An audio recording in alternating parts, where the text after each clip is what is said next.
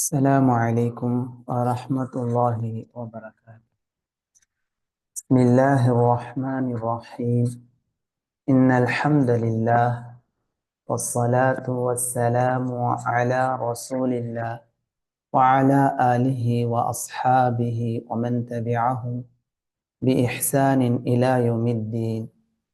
கண்ணியமிகு அல்லாஹுவின் நல்லடியார்களே, இன்றைய தினத்தில் நாம் பார்த்து வரும் பாடத்தொடர் நஹ்வு ஹயாத்தின் ஜௌஜியத்தின் சஈதா, மகிழ்ச்சியான திருமண வாழ்க்கையை நோக்கி. கடந்த வகுப்பில் உமூருன் லா யுதீகுஹா அர்ரிஜாலு அபதா, ஒருபோதும் ஆண்கள் தாங்கிக் கொள்ள முடியாத காரியங்கள், என்னென்ன காரியங்களை ஆண்கள் ஒருபோதும் சகித்து கொள்ள மாட்டார்களோ, தாங்கிக் கொள்ள மாட்டார்களோ, அப்படியான காரியங்களை கடந்த வகுப்பில் நாம் பார்த்தோம். அதை பார்க்கும் போதே பெரும்பாலான தாய்மார்களுக்கு, பெண்களுக்கு, ஆண்களுக்கு மட்டும் சொல்லப்பட்டுள்ளது,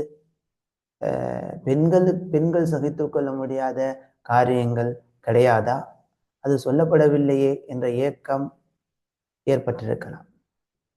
சொல்லப்பட்டிருக்கிறது. இன்ஷா அல்லாஹ் அதை இன்றைய வகுப்பில் நாம் பார்க்கலாம். பாரக்கல்லாஹ் ஃபீக்கும். மிக முக்கியமான வழிகாட்டுதல்கள் இவைகள் அனைத்தும் பெரும்பாலான குடும்ப பிரச்சனைகளுக்கு காரணமாக இருப்பது இவ்வாறான காரியங்கள் தான்.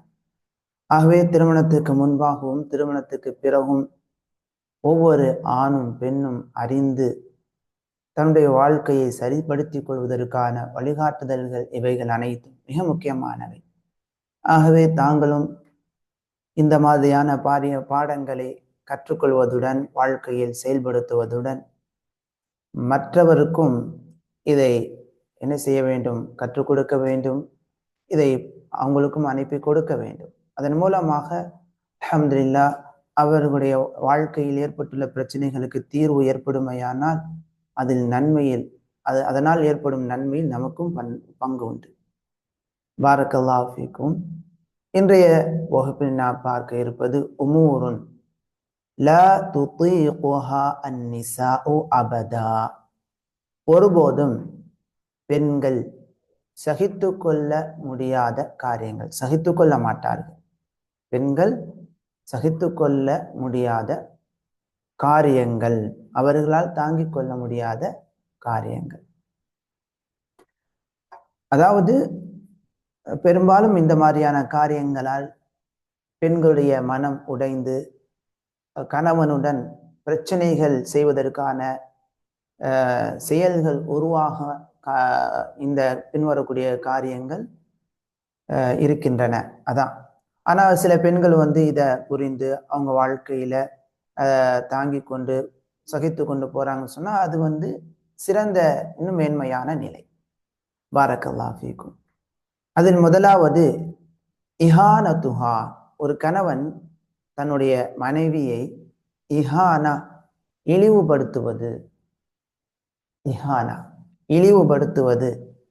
மனைவியை கணவர் இழிவுபடுத்தும் போது அதை அந்த பெண்மணி தாங்கிக் கொள்ள மாட்டார். வஹ்திகாருஹா, அவளை குறைவாக கருதுவது, குறைவுபடுத்துவது, இலக்காரமாக பேசுவது, வஹாஃபத்தன், குறிப்பாக அமாமல் ஆஹரீன், மற்றவர்களுக்கு முன்னால். இது பெரும்பாலும் ஆண்கள் தன்னுடைய மனைவிமார்கள் விஷயத்தில் செய்யக்கூடிய அறியாமையினுடைய வெளிப்பாடான செயலாக இருக்கிறது. பெரும்பாலும் இந்த மாதிரியான செயலை ஆண்கள் செய்கிறாங்க, தவிர்த்து கொள்ள வேண்டும். இதை பெண்கள் சகித்து கொள்வது கிடையாது. தன்னுடைய குடும்பத்தாருக்கு முன்னால பேசும்போது அந்த பெண்ணை இழிவுபடுத்தி பேசுறது, தரக்குறைவாக பேசுவது, மற்றவர்களுக்கு முன்னால். அல்லாஹ் பாதுகாப்பான. ஆண்கள் இந்த மாதிரியான காரியத்தை விட வேண்டும். தெரியாமல் செய்திருந்தால் இனிமேல் செய்ய மாட்டேன் என்ற ஒரு உறுதிப்பாட்டை எடுத்துக்கொண்டு செய்துவிட்ட காரியங்களுக்காக அல்லாஹ்விடம் பாவமன்னிப்பு தேடி தன்னுடைய மனைவியை மதித்து நடக்கக்கூடிய நல்ல குணத்தை ஏற்படுத்தி கொள்ள வேண்டும். அவங்கள்ட்ட அது பின்னால வருது. அந்த பெண் மனைவிமார்களை வந்து தவறா பேசிட்டாரு, மற்றவங்களுக்கு முன்னால தர குறைவா பேசிட்டாங்க அப்படின்னு சொன்னா அந்த கணவர் வந்து அது புரிந்து, இங்க பாருமா நான் இந்த மாதிரி தவறா பேசிட்டேன், மன்னித்துக் கொள்ளுங்க, இனிமே நான் எனக்கு கண்ட்ரோல் பண்ணி கொள்கிறேன் என்று மன்னிப்பு தேடக்கூடிய பழக்கமும் அந்த கணவரிடத்திலே இருக்கிறது. எனவே ஆணாக உள்ளவங்க இதை புரிந்து கொள்ளணும். தனக்காக வரக்கூடிய அந்த பெண்மணியை மதிக்கும் பழக்கத்தை ஏற்படுத்திக் கொள்ள வேண்டும். தன்னுடைய வாயை கண்ட்ரோல் பண்ண பயிற்சி செய்து கொள்ள வேண்டும். அதே போல ஒரு பெண் சகித்துக் கொள்ள மாட்டார், மனைவியாக உள்ள பெண்மணி சகித்துக் கொள்ள மாட்டாங்க.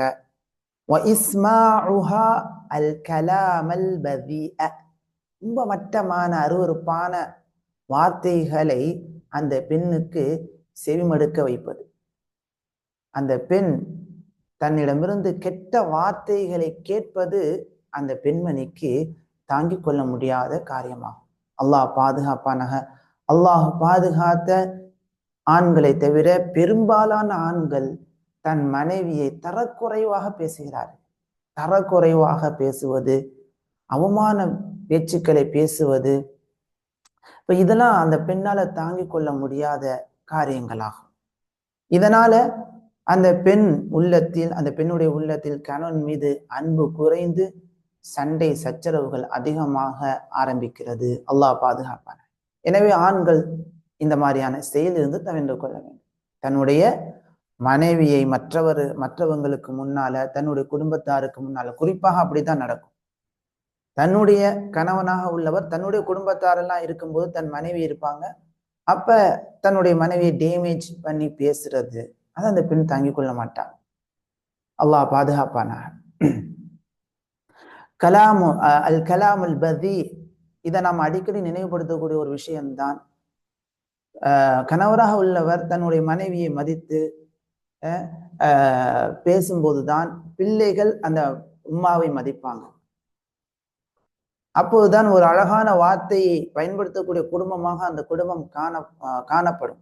இல்லை என்று சொன்னால் கணவர் மனைவி ஒரு மட்டமாக இங்க வா வை அல்லது இன்னும் இதர மட்டமான வார்த்தைகள், கழுத, உட்காரு, சனிய, அஸ்தக்ஃபிருல்லாஹ் அல்-அஸீம், இப்படிலாம் பேசுறாங்க, மட்டமான வார்த்தைகள். இப்ப இது வந்து பிள்ளைகளையும் பாதிக்கும், அந்த பெண்ணுடைய உள்ளத்தையும் பாதிக்கும்.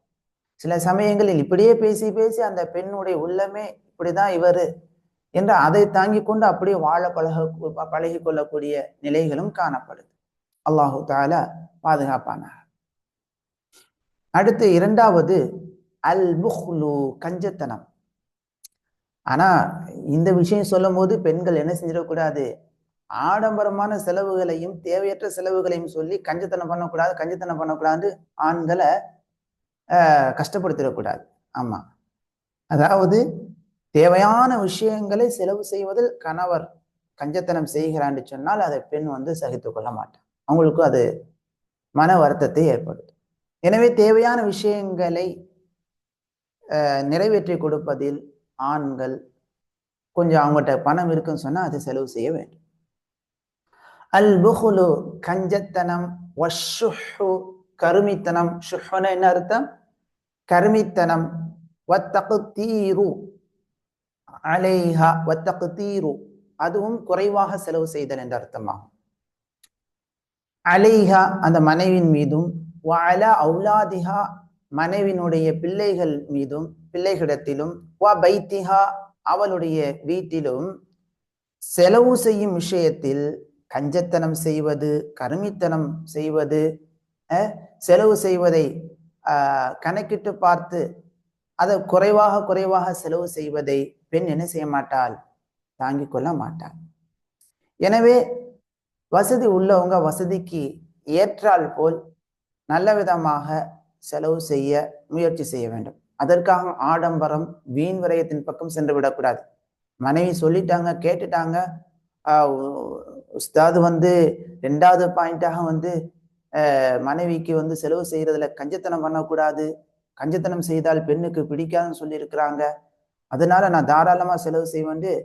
அவங்க ஆடம்பரமாக கேட்கக்கூடிய விஷயங்களை எல்லாம் தயால குணத்துடன் அவர் வந்து செலவு செய்தார் என்று சொன்னால் கடைசியில் கடனாளியாக இருக்க வேண்டியதுதான். ஏன்னா இன்னைக்கு அப்படி ஆயிடுச்சு. இன்னைக்கு வந்து பெண்கள் பெண்கள் குறிப்பா அந்த திருமண விஷயங்களில் மகனுக்கு திருமணம் செய்து வைக்கின்ற போது கணவனை கஷ்டப்படுத்தி விடுகிறார்கள். தான் பெற்றெடுத்த ஆண் மகனை கஷ்டப்படுத்தி விடுகிறார்கள். கடனாளிக்குள்ளாக ஆக்கி விடுகிறார்கள். மார்க்கத்தில் இல்லாத சடங்கு சம்பிரதாயங்களை செய்ய வேண்டும் என்பதற்காக. இன்னைக்கு நிறைய ஃபங்க்ஷனுங்களை என்ன செஞ்சுட்டாங்க, உருவாக்கிட்டாங்க. அதெல்லாம் மார்க்கத்தில் இருக்குதா? கிடையாது.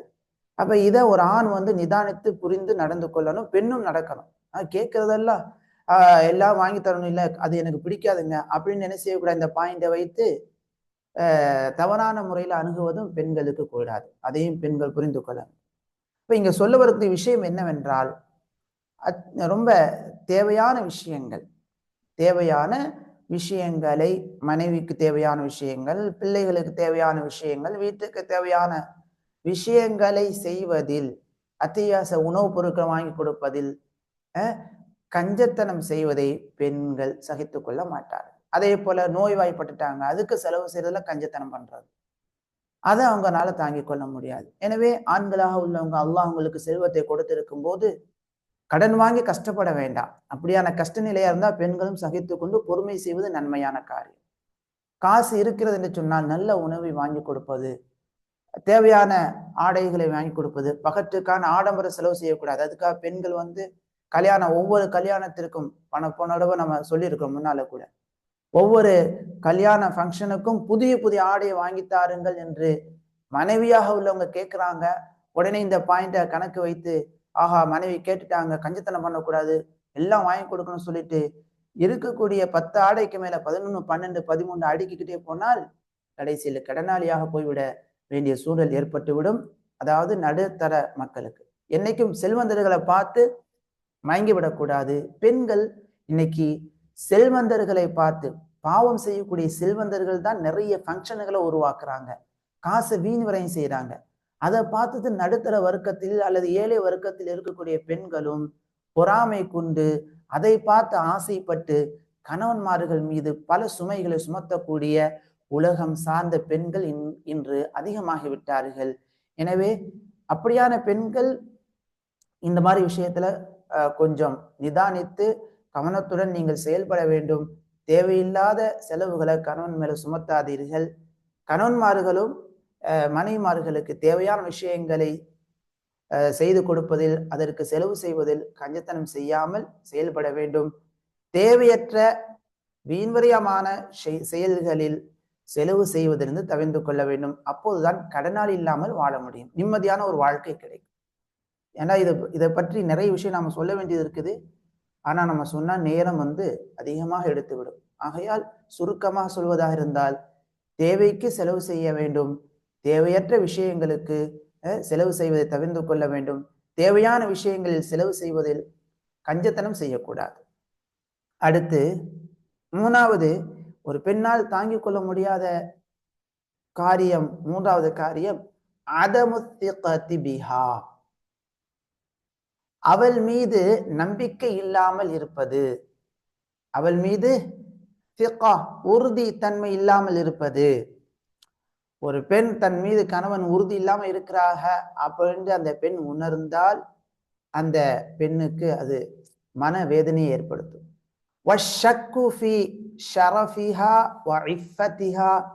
அந்த பெண்ணினுடைய கண்ணியத்திலும் அவளுடைய கருப்பிலும் சந்தேகம் கொள்வது.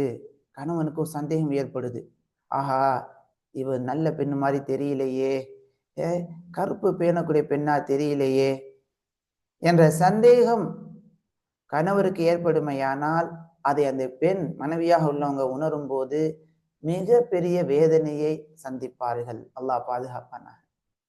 எனவே இருவருக்கும் இடையில ஒரு உறுதித்தன்மை இருக்கணும். என் கணவர் மாஷா அல்லாஹ் அவங்க வந்து ஒரு நம்பகமானவங்க, கள்ள தொடர்பின் பக்கம் போக மாட்டாங்க. அதே போல கணவராக உள்ளவர் மனைவியின் மீது நம்பிக்கை வர வேண்டும். என்றொரு நம்பிக்கைக்கு பாத்திரமான நபர்களாக செயல்பட வேண்டும். இப்ப மனைவியை பற்றி அவருடைய உள்ளத்தில் இருக்க வேண்டும், அல்ஹம்துலில்லாஹ் அல்லாஹுடைய அருளால் என்னுடைய மனைவி ஒரு கண்ணியமானவங்க, ரோட்ல நடக்கும்போது பார்வையை தாழ்த்துவாங்க, அந்நிய ஆண்களிடம் குலைந்து குலைந்து பேச மாட்டாங்க, ரொம்ப ஒரு கண்ணியமானவங்க, தேவையில்லாம வெளியில போக மாட்டாங்க, கருப்பு நெறி பேணி நடக்கக்கூடியவங்க என்ற ஒரு நம்பிக்கை இருக்க வேண்டும். நம்பிக்கைக்கு ஏற்றால் போல் இருவரும் நடக்க வேண்டும். சந்தேகம் ஏற்படுமையானால் கணவர் தன் மீது சந்தேகம் கொண்டுள்ளார் என்ற செய்தியை மனைவி உணரும் போது அவளால் தாங்கிக் கொள்ள முடியாது. அல்லாஹ் பாதுகாப்பான. அதே போல வஹிர்மானுஹா, கணவர் அந்த பெண்ணை தடுக்கிறார். நீ போகக்கூடாது. மின் அஸ்ஸஹாபி லிஹாஜத்திஹா மின் அஜ்லி தாலிக், அவள் மீது ஏற்பட்டுள்ள சந்தேகத்தின் காரணத்தினால், அவள் மீது ஏற்பட்டுள்ள சந்தேகத்தின் காரணத்தினால், அவள் மீது ஒரு உறுதித்தன்மை இல்லாத காரணத்தினால் அந்த பெண்ணை கணவர் என்ன செய்கிறார்? வெளியில் செல்வதை விட்டும் தடுக்கிறார். அவளுடைய தேவைக்காக, அவளுடைய மிக முக்கியமான தந்தையை பார்க்கணும், அல்ல முக்கியமான தேவைகள் இருக்கிறது, அதை செய்யறதுக்காக நான் போயிட்டு வரேன்னு கேட்கும்போது நீ போகக்கூடாது என்று கணவர் சந்தேகத்தின் பெயரால் அந்த பெண்ணை தடுக்கும் போது அந்த பெண் மன உளைச்சலுக்கு ஆளாகி விடுகிறாள். இதை புரிந்து கொள்ள வேண்டும். ஆனா இது அல்லாத வேறு காரணங்கள் இருக்கிறது, அதுக்காக தடுக்கிறாங்க. நைட் நேரம் போகக்கூடாதுமா, உனக்கு ஆபத்து ஏற்படும் அப்படின்னு சொன்னா அதை பெண்கள் விளங்கி அதை நடந்து கொள்ளணும். அதெல்லாம் தேவை. இந்த 3வது பாயிண்ட்டை தவறான முறையில் அணுகிவிடக்கூடாது. மனைவிக்கு மேல சந்தேகம் படக்கூடாதுப்பா, எப்ப கேட்டாலும் நம்ம போமா அப்படின்னு நம்ம அனுமதி கொடுத்துடணும் அப்படின்ட்டு என்ன செஞ்சிடக்கூடாது. நைட்டு 12 மணிக்கு நான் வெளியே போறேன்னு கேட்குறாங்க, நல்லபடியா போயிட்டாமன்னு சொல்லக்கூடாது. பாதுகாப்பான பகல் பொழுதிலே ஓதுறதுக்காக அல்லது அவங்க தேவைக்காக உமாவை பார்க்க போறாங்க, உண்மையான காரணம் இருக்குதுன்னு சொன்னா நல்லபடியா பத்திரமா போயிட்டு வாங்கம்மா, போகும்போது பார்வையை தாழ்த்திட்டு போங்கம்மா, அன்னைய ஆண்களிடம் நீங்க குறைந்து பேசக்கூடிய நிலைகளை அவாய்ட் பண்ணி கொள்ளுங்க. இந்த மாதிரி சில அட்வைஸுகளை நம்ம என்ன செய்யலாம், கொடுக்கலாம், ஒரு நினைவூட்டல் மாதிரி. அது பக்குவப்பட்டுட்டாங்க, அவங்க மேல ஒரு நல்ல ஒரு சிகா உருவாயிடுச்சுன்னு சொன்னா அல்ஹம்துலில்லாஹ், நம்ம பக்குவமான முறையில தேவையான சமயங்களை அனுப்பி வைக்கிறது, பாதுகாப்பான முறையில் அனுப்பி வைக்கிறது அவங்களுக்கு சந்தோஷத்தை ஏற்படுத்தும். பாரக்கல்லாஹு ஃபீக்கும். 4வது கஸ்ரத்து தனக்குஸிஹா, அவளை அதிகமாக குறைவாக கருதுதல். அதிகமாக அவளை மிக குறைவாகவே கருதுதல், அல்லது அதிகமாக அவளிடத்திலே குறைகளை என்ன செய்வது, கணக்கிடுதல். வதஃதீலு கைரிஹா அலைஹா, அவளை விட மற்றவர்களை சிறப்புப்படுத்துவது.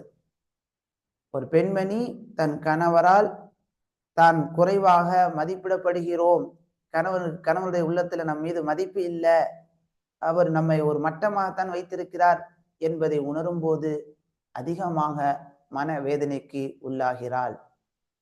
அதே போல என்னை விட என்னுடைய கணவர் மற்றவரை தான் என்ன செய்கிறார், முன்னிலைப்படுத்துகிறார், மேன்மைப்படுத்துகிறார் என்பதை ஒரு மனைவியாக உள்ளவங்க உணரும் போது மன வேதனையை அந்த பெண்மணி சந்திக்கிறாள். எனவே இதை உணர்ந்து கொள்ள வேண்டும். வஹாசத்தன், குறிப்பாக அவளுடைய, அதாவது கணவருடைய மற்ற மனைவியிடத்திலே, குறிப்பாக கணவருக்கு 2 மனைவி 3 மனைவி இருக்கிறாங்க, 4 மனைவி இருக்கிறாங்க, தன்னை விட மற்ற மனைவிக்கு அவர் முன்னிலை கொடுக்கிறார் என்பதை உணரும் போது அந்த பெண்மணி அதிகமான மன வேதனையை சந்திக்கக்கூடியவளாக ஆகிவிடுகிறாள். ஆகவே கணவராக உள்ளவங்க நீதமாக அன்பு காட்டுவதில் நீதமான நிலையை என்ன செய்ய வேண்டும், மேற்கொள்ள வேண்டும். மேல்நிலை, அதாவது அன்பு காட்டுவதில் ஏற்றத்தாழ்வு சில சமயங்கள் ஏற்படலாம், ஆனால் நீதம் தவறாமல் நபி அவர்கள் காட்டியதை போல நீதம், சரியான முறையில் நீதமான நிலையை பேண வேண்டும். அதே போல சிறப்புப்படுத்துவதிலும் நீதமான நிலையை பேண வேண்டும் முடிந்த அளவிற்கு. அவ்வளது இகாமத்து அலாகத்தின் கைரி ஷர்இய்யத்தின் மஅ கைரிஹா, அவள் அல்லாத மற்றவளுடன் மார்க்க ரீதியான காரியம் அல்லாத வேறொரு காரியத்தில் தொடர்பு ஏற்படுத்துவதை ஒரு பெண் சகித்து கொள்ள மாட்டாள். மார்க்க ரீதியாக இல்லாத வேறொரு காரியத்தின் மூலமாக தொடர்புகளை அதிகமாக ஏற்படுத்திக் கொள்கிறார். இதுல ரெண்டு அர்த்தங்களை எடுத்துக்கொள்ளலாம். ஒண்ணு வந்து இப்ப தன் கணவராக உள்ளவர் தன்னுடைய உறவினர் தன்னுடைய உறவினரிடத்திலே பெரியம்மா சின்னம்மா இந்த மாதிரியான மஹரமான உறவினரிடத்திலே என்ன செய்கிறார், அவர் வந்து உதவிகள் செய்கிறார் என்று சொன்னால் அது அந்த பெண்ணுக்கு அந்த அளவுக்கு ஒரு பாதிப்பை ஏற்படுத்தாது.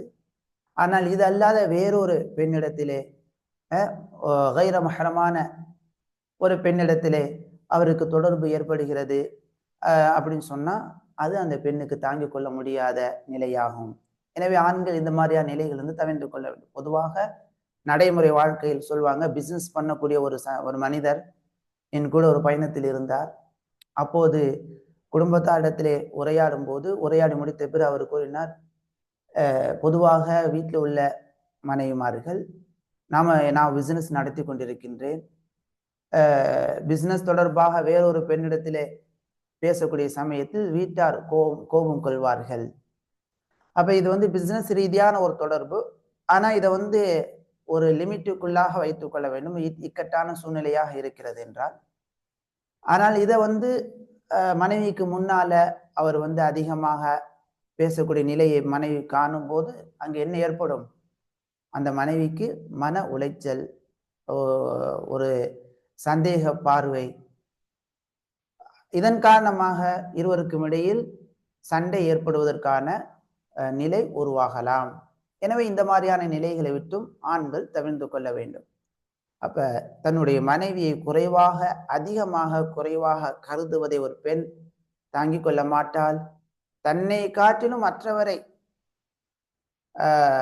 ஒரு ஆண் கணவர் சிறப்புப்படுத்துவதையும் அந்த பெண்மணி விரும்ப மாட்டாள். அது எப்படி ஆண்களுக்கு நம்ம பார்த்தோமோ அதே போல ஆண்கள் தன் மனைவியை விட பிள்ளைகளுக்கு அதிகமாக முன்னிலை கொடுக்கிறார். மனைவிக்கு கொடுக்க வேண்டிய சிறப்பை விட பிள்ளைகளுக்கு மற்றவங்களுக்கு அந்த சிறப்பை மேன்மையை கொடுக்கிறார் என்று சொன்னாலும் அந்த பெண்ணால் அதை என்ன செய்ய முடியாது, தாங்கிக் கொள்ள முடியாது. சரி, ஐந்தாவது ஒரு பெண்ணால் தாங்கிக் கொள்ள முடியாத காரியம் அல் அம்ராதுல் அக்லியத்து, மென்டல் சார்ந்த நோய்கள். மென்டலி பாதிக்கப்பட்ட மனிதர், தன்னுடைய கணவர் மென்டலி பாதிக்கப்பட்ட மனிதராக இருந்தால் அந்த பெண்ணால் தாங்கிக் கொள்ள முடியாது. ரொம்ப டென்ஷனை சந்திக்க வேண்டிய சூழல் ஏற்படும். மென்டலி புத்தி பாதிக்கப்பட்டவர், அவின் நஃப்சியத்து அல் முஸ்மினத்து, நாள்பட்ட மனநோய், நஃப்சியா மனநோய் அல்லது உடல் ரீதியான நோய். உடல் ரீதியான நாள்பட்ட நோய் இருக்குது. ஆனா மாஷா அல்லாஹ் சில பெண்மணிகள் இருப்பாங்க, அவங்களுக்கு வந்து சேவை குணம் இருக்கும். அதை தாங்கி கொண்டு கணவனுக்கு ஒரு ஒரு ஒரு துணையாக அவங்க வாழக்கூடிய உண்மையான பெண்மணிகள் சில இருக்கிறாங்க, ரொம்ப குறைவு. ஆனா பெரும்பாலான பெண்ணால் இதை என்ன செய்ய முடியாது, தாங்கிக் கொள்ள முடியாது. அப்ப இதை வந்து மாப்பிள்ளை பார்க்கும் போது இந்த மாதிரியான குளறுபாடு இருக்கிறதா என்பதை பார்த்து என்ன செய்யணும், மகளுக்கு மனமுடித்து வைக்க வேண்டும். இப்ப நாள்பட்ட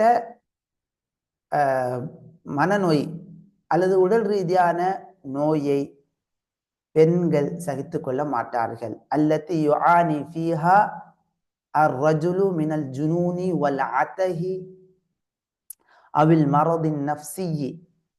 நாள்பட்ட உடல் ரீதியான நோய் அல்லது மனநோய், இதன் காரணத்தினால் ஆண்கள் பைத்திய நிலைக்கு போய்விடுகிறார்கள், அல்லது புத்தி குறைவாக செயல்படுகிறார்கள், அல்லது மனநோய் ஏற்பட்டு அந்த மனநோயின் காரணமாக விரோதம் கொள்ளுதல், அல் பாஇஃபி அலல் உதுவானி வல் அதா.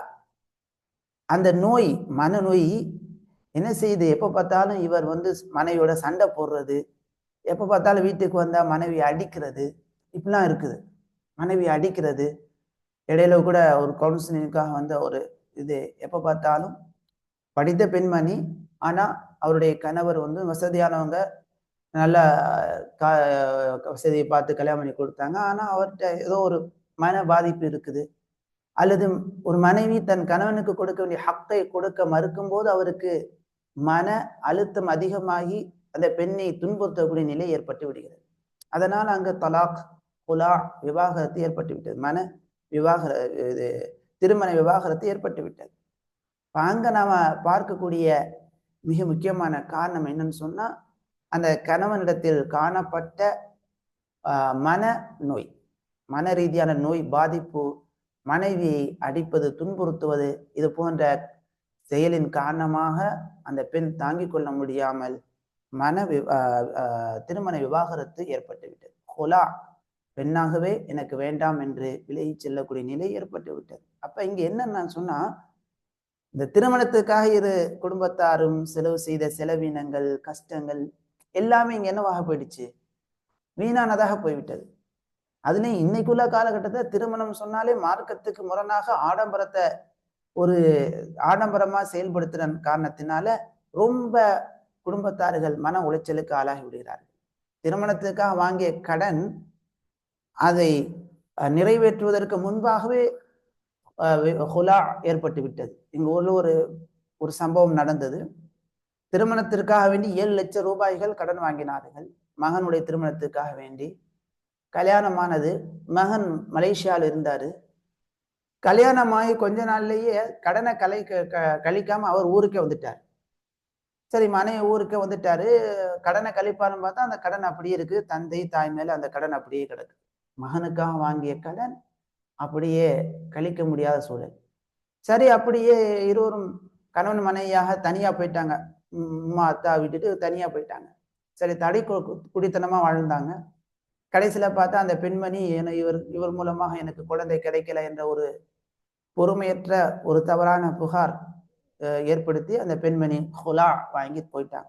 இப்போ கடைசியில அந்த ஆணினுடைய பெற்றோருக்கு கடன், தன் மகனை திருமணம் முடித்து வைப்பதற்காக வாங்கிய கடன் சுமை இருக்கிறது. ஆனால் இந்த வாழ்க்கை சரியில்லாமல் ஆகிவிட்டது. எனவே இதையெல்லாம் கவனிக்க வேண்டும். ஆடம்பர திருமணங்களை, செல்வந்தர்களை பார்த்து ஏழைகள், நடுத்தர மக்கள் நடத்துவதிலிருந்து தவிர்த்து கொள்ள வேண்டும். அப்படி எங்க இருக்குது?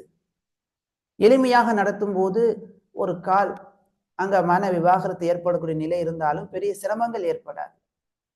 இதெல்லாம் மார்க் நமக்கு கற்றுத்தரக்கூடிய வழிகாட்டுதல். அதே போல நிதானித்து நாம் செயல்பட வேண்டும். பாரக்கல்லாஹ் ஃபீக்கும். ஆகவே ஆண்களிடத்திலே இந்த மாதிரியான மனநோய், நாள்பட்ட மனநோய், நாள்பட்ட உடல் ரீதியான நோய்கள், அதன் காரணமாக மனைவியை அடித்தல், மனைவி இடத்துல சரியில்லாமல் நடக்கக்கூடிய நிலை இருக்குமையானால் அதை ஒரு பெண் தாங்கிக் கொள்ள மாட்டாள். எனவே மனநோய் இருக்குன்னு சொன்னா இன்னைக்கு அல்ஹம்துலில்லாஹ் அல்லாஹு தஆலா நல்ல மருத்துவத்தை ஏற்படுத்தியிருக்கின்றான். தகுந்த தூக்கம் இல்லை, அவங்களுக்கு அதிகமா கோபம் வருது அப்படின்னு சொன்னா இன்னைக்கு அழகான முறையில மாத்திரைகள் இருக்குது, மருந்து அல்லாஹ் ஏற்படுத்தி இருக்கிறான். மனநல மருத்துவர்கள், அரசாங்கமே அரசாங்க மருத்துவமனைகளில் மனநல பாதிப்புக்காகவே வேண்டி ஒரு பகுதியை, பிரிவை ஏற்படுத்தி இருக்கிறாங்க. அங்கே போனா ஃப்ரீயா மாத்திரைகள் வழங்கப்படுது, நல்ல கவுன்சிலிங் கொடுக்குறாங்க. அப்ப அங்கே போய் நம்ம அந்த மாதிரியான நோயில ஆணோ பெண்ணோ பாதிக்கப்பட்டு இருக்கிறாங்கன்னு சொன்னா உடனே விவாகரத்து இந்த மாதிரி நிலைக்கு போகாம கொஞ்சம் இருவரும் தியாகம் பண்ணி, குடும்பத்தார்கள் தியாகம் பண்ணி அந்த மாதிரியான மெடிசன் எடுத்துக்கொள்ளும் போது, மருந்தை எடுத்துக்கொள்ளும் போது நல்ல தூக்கம், ரிலாக்ஸ், இதை உணர்ந்து கணவன் மனைவி யார்கிட்ட நோய் இருக்குதோ அவங்க மேல ஒரு அக்கறையுடன் நடக்கும்போது அல்ஹம்துலில்லாஹ் நல்ல ஒரு நிவாரணத்தை அல்லாஹ் ஏற்படுத்தி வருகிறார். பிறகு சந்தோஷமான வாழ்க்கை அங்கு ஏற்பட்டு விடுகிறது. எனவே இந்த ஒரு அழகான ஒரு நிலையை ஏற்படுத்தி கொள்ள வேண்டும். அல்லாஹு தஆலா அருள் செய்வானாக. பாரக்கல்லாஹ் ஃபீக்கும். இதல்லாத இன்னும் என்னென்ன பெண்களுக்கு பிடிக்காத விஷயங்கள் இருக்கிறதோ அதை அறிந்து கணவன்மார்கள் முடிந்த அளவு அவற்றை விட்டும் தவிர்த்து கொள்ள முயற்சி செய்ய வேண்டும். இதன் காரணமாக இருவருக்கும் இடையில் மகிழ்ச்சியான திருமண வாழ்க்கை ஏற்படும். அல்லாஹு தஆலா அருள் புரிவானாக. சிறிய இடைவெளிக்கு பிறகு அடுத்து வரக்கூடிய இந்த பாடத்தை நாம் பார்த்து விடுவோம் இன்ஷா அல்லாஹ்.